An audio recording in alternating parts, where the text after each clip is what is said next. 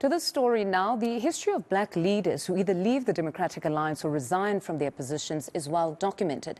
The latest is the party's KwaZulu-Natal Chief Whip, Zwakele Mncwango, who resigned from the position in the provincial legislature. While he remains a member of the DA, he's told eNCA he'll decide his future in the coming days. Now let's get some analysis from Xolani Dube. Mr. Dube, good morning, and as always, thank you very much for your time. A very interesting development that we saw earlier this week around the departure of Zwakele. But the interesting part about his departure is that he categorically stated that, at least from where he stands, there has been no push or purging of black leaders, but rather a shift more to the right, whereas the DA, according to him, was more centred, so therefore no longer represents the aspirations of most South Africans, according to him. What do you make of that? I think he is quite not familiar with the organization that he joined, the DA. DA is not at the center. It's a right-wing organization that is there to serve the interests of the mineral energy complex as well as of the white middle class. And when you look at their economic policies, they are very conservative, and it's kind of an elitist white organization. And so the characterization that he just made around the political party that he was at the helm of in KwaZulu-Natal, surely it shows that he was not, or he's not familiar what kind of an organization that he was leading. But some would beg to differ. It's honestly becoming very complex for us. I'm sure even Helen Zille, if watching now, feels politicians can never honestly satisfy everyone. Because at one point, if you remember, they criticized her in particular, saying she was obsessed with race, always looking to elevate black leaders and in turn alienating competent white counterparts, which is what led to the growth of FF+. So many had said they were not right. They were in the center, but alienating competent white people, as I said. Now it seems to be that they've moved away from that, or the race obsession, if we can term it that, but they're still being criticized. So what exactly do we want, or do citizens want the Democratic Alliance to be? Look, I think, we always create certain perspective about a political party. If you know it very well that Anton Trollip is a white person, you know it very well that Douglas Gibson is a white person. You know it very well that Tony Leon is a white person. At a certain time, Tony Leon and Douglas Gibson, they left the responsibility of leading the organization when Helen Zille became the leader. And so DA, just like any other political party, we have to accept that they recruit people for a specific purpose, and then when that purpose is being achieved or not, and then they discard those individuals. And so sometimes it's not the issue of race, it's the issue of the appropriateness of your usefulness at a particular time for a particular organization to use you. It's the same thing even in the ANC.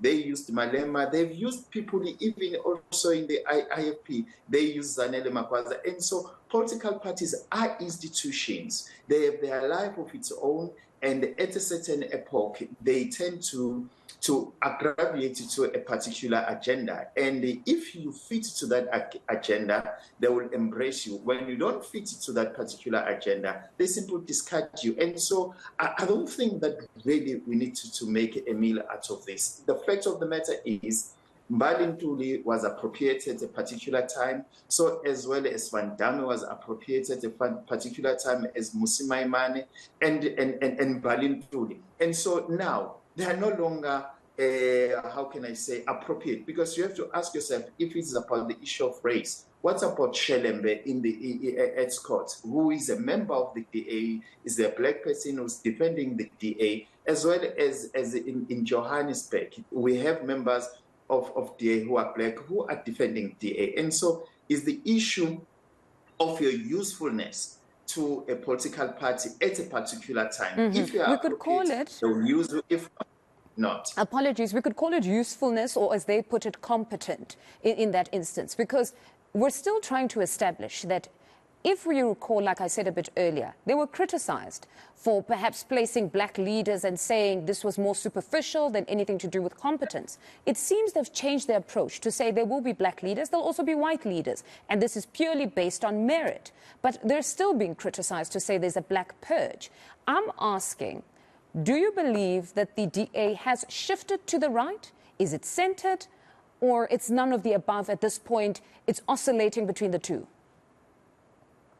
Look, you have to understand that DA is a thoroughgoing lab, and its policies, as I've said, don't change. It's a right-wing organization that serves the interest of the ruling class. That's the bottom line about the economic policies of the DA. But what they do, they always try to look at how they influence the architect or the design of politics in terms of representation of skin pigmentation in our country. But their economic policies, we know, they serve the minerals energy complex. It's very conservative, it's very right-wing.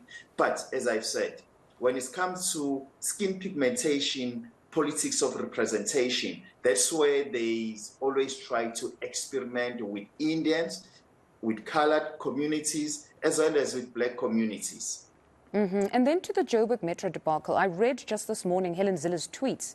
She was saying it's actually untrue that Mpho Phalatse called pleading for the IFP to be given the speaker position. Instead, she says they were prepared to consider it as the Democratic Alliance and brought it to the mayor's office, but the mayor's office was the one that went on to state that removing a speaker in a 7-party coalition would leave the mayor vulnerable and there would be 2 centers of power. What do you make of that revelation? Look, you have to understand that coalitions are very unpredictable, and you can't simply have a firm or factual stand when it comes to what we call it coalition. And also, in terms of coalition, is a top-down approach. That's the most weakness of South African coalition, because the national leadership, they tend to dictate what is happening, what must happen at the bottom line of coalition, where they are supposed to hand it over to the local government to decide what is happening. And so this interference, it always creates this stalemate. As now, there was no need for Helen Zilla to interfere on the local government coalition. They were supposed to have confidence on the local leadership to say, look, you will navigate out of this problematic issue of coalition with Action SA and IFP, because you know it better, the conditions down there. But now if we have Helen Zilla, that we know it very well that he had something to grind with the man who's leading Action SA. And so this interference from national leadership, it always dilutes and muddy the coalitions in the local government. And so I think we have to look like countries like Denmark, like in Scandinavian countries, where coalitions are being dictated at certain level. If there's a coalition at the local government, give it to the local political leaders to sort out their problem, rather than for the national leadership to interfere. And interesting enough, MPLs were actually sent to Denmark to study how coalitions can work. But in this instance, I don't know if we're misinterpreting what Helen Zille was actually trying to say. She's saying that the power and the choice was Mpho Phalatse. She never pleaded with them for the IFP, according to the tweet. Meaning, contrary to what everybody might believe, in this instance, they left it up to her. It's just that perhaps there's just an assumption that National was meddling and controlling this. They say it was her that said they shouldn't have 2 centers of power. And also bear in mind that coalition in most of the political parties, what they must understand is that they have to dissolve their egos, for the good better of everyone who's in the coalition.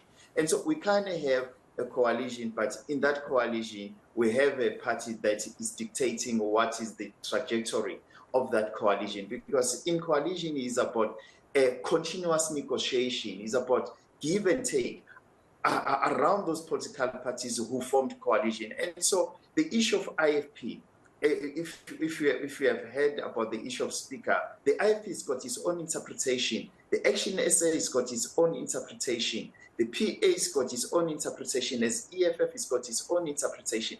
And so that's why I'm saying this issue of coalition in South Africa, these are kind of thoroughgoing experiment, possible one day, or we might have a proper understanding of what the coalition is all about. But at the bottom line, coalition is not about stroking your ego or wanting other political parties to stroke your ego. Coalition is about give and take. Give and take, indeed. And it seems to be the future insofar as politics and governance is concerned. Xolani, thank you as always for your time. That's a political analyst, Xolani Dube.